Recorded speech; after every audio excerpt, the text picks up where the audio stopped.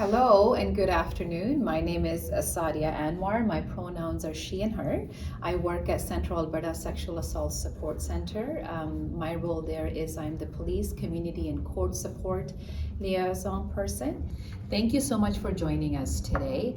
This is our third in-speaker series of The Voices, Victims and Survivors of Crime. Today I'm joined by Jane and Teresa here, who are going to share their journey, what the story has been going through the journey with us. So thank you for doing that. This really provides the effective platform that we have created here for the voices to victims and survivors of crime and to their families and to the community as well. This platform is to raise awareness about the important role victims and survivors of crime have in the criminal justice system. So thank you so much once again. Jane, I will invite you to share what you have written down to, yeah. So my name is Jane, and when I was 4 years old, I was sexually assaulted by my uncle. He did it for many years. Each time he said, if you tell anyone, they won't love you anymore. I never told anyone.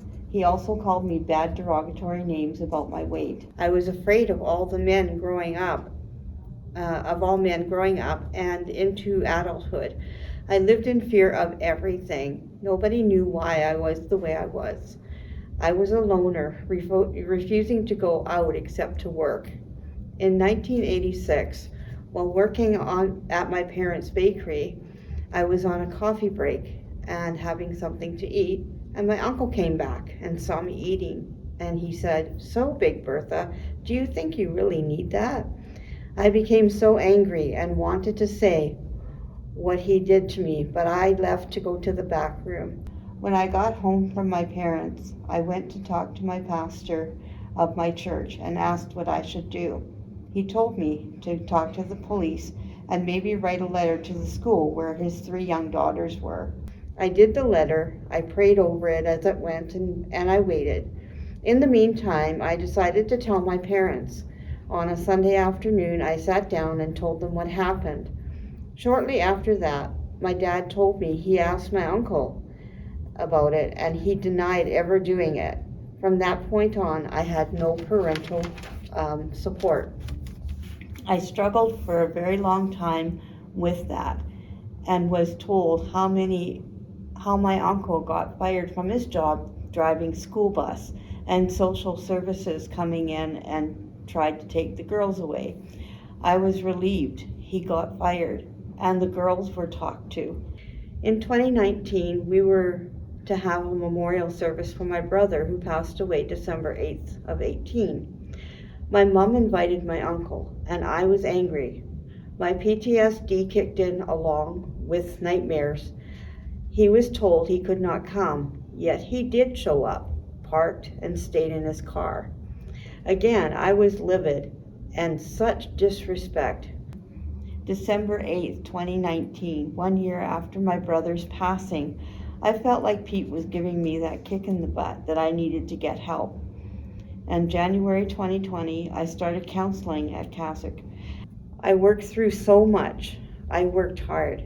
I felt heard and cared for by my counselors.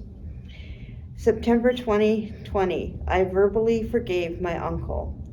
July 2021, I gave my story with Take Back the Night. I have written and sent a letter to my uncle only to have it returned unopened and returned to sender. I thank the Central Alberta Sexual Assault Center for walking this journey of healing with me. I thank God for walking beside me and holding me in this time. I would like to encourage all of you, when you feel the time is right, to take the step of faith and contact CASASC, and the counselors listen to you, make suggestions, and don't mind if you cry. And believe me, I had a lot of crying. The most freeing is when you can forgive the abusers and really feel okay sharing your story. My prayer is to help others along their journey. I wish you well in your journey through healing. Thank you so much, Jane, for sharing that and giving strength and sharing your story to the community as well. It makes a huge difference. This is how it works in a ripple effect into our community. So thank you so much. Teresa, will be ask you. Thank you. My name is Teresa Greening, and I was raped at the age of 14. I didn't know how much I was suffering all these years until I met my counselor at the Sexual Assault Center in Red Deer. Now at the age of 62, after going through months of therapy, I now belong to a group that's called Victims of Sexual Assault. I don't cry as much anymore. I still attend my support group because I get a lot out of each session, and I hope it gives others the courage to speak up about their abuse. After this interview, I hope others will reach out and get the help that I received. I know it's a big step, but it's just a phone call away. I would like to read a poem that I wrote while going through therapy. There's too much depression in my world today. I didn't know if I'd feel this way, but I feel I do day by day. It happens again and again. Now I feel the world holds everything. I'm so blessed and at peace for all that I have.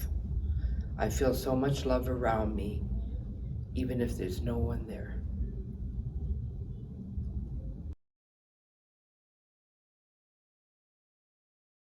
My name is Debbie.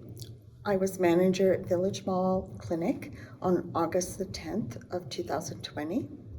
Dr. Reynolds was killed in our clinic, and Victim Services came up and was able to take the staff and doctors down to the RCMP station where we were put into a room. We were met by Victim Services, and they came in with their black lab to help us in the process of our grief and shock. I believe all of us found comfort in the fact that we had a puppy there that we could hug and get loving from. And I think it was a really important part of the process while we were individually brought in for questioning. Susan was wonderful in that she phoned us regularly to check in and make sure that we had everything that we needed.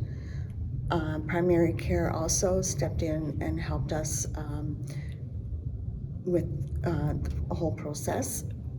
Victim Services was able to give us phone calls updating us as far as DANG and what procedures were going to happen as far as court cases. She always phoned to give us an update before it was live to the general public, and for that we were very grateful, and it helped prepare us for the news, etc., being televised. I have to say that for all of us at the clinic, having the dog there and Victim Services really helped just to listen, and we could voice everything that happened to them and know that it wasn't going anywhere. Even though nobody knew what we had gone through, they were there to help mitigate our feelings, and I don't think that anybody else could have done it other than Victim Services. So thank you.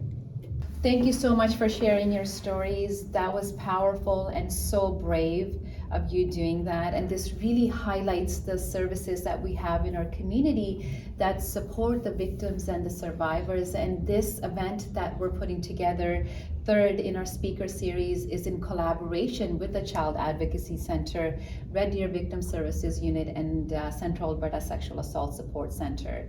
We're here working in collaboration to provide support, whatever that looks like for individuals, to our community. So I'm so glad that you were able to join us and to share your stories as well. Are there any thoughts or anything that you would like to share when the community gets to hear what you had to say? Any words of wisdom? Any words of wisdom? I would just say, you know, when the time is right, and like I said in my story, when the time is right, to give a call to the Sexual Support Center, and they'll walk through it with you, they'll cry with you, they're there behind you 100%, and they don't judge. And yeah, it took me a year, but you know, here I am. I can talk about it. I'm not afraid to talk about it anymore. Thank you, Jane. Yeah, my journey started with my counselor. I went through, I don't know, just about a year worth of counseling. And after that, she just made me feel so strong. And like I said in my words, I don't cry as much anymore about the incident, because I feel like now it's in the past, not here anymore. It's we can help others. If we can help others through this group, I would love it if we had more members. And just letting them tell their stories and explain it to us, that and know it's okay. And like Jane said, know it's okay to cry as well. And we do a lot of that, but it's really healing. Thank you. And you're not alone in your walk. You're not alone. Absolutely not alone. Yeah, we believe you. We have amazing counselors and therapists at the center as well, and the services are free. Yeah. So anyone can walk through those doors and have access to the services. So there's no barriers, right? And this is what support needs to look like for members of our community. Thank you so much. We also have the 24-hour helpline as well, which we will share the information about as well. Thank you.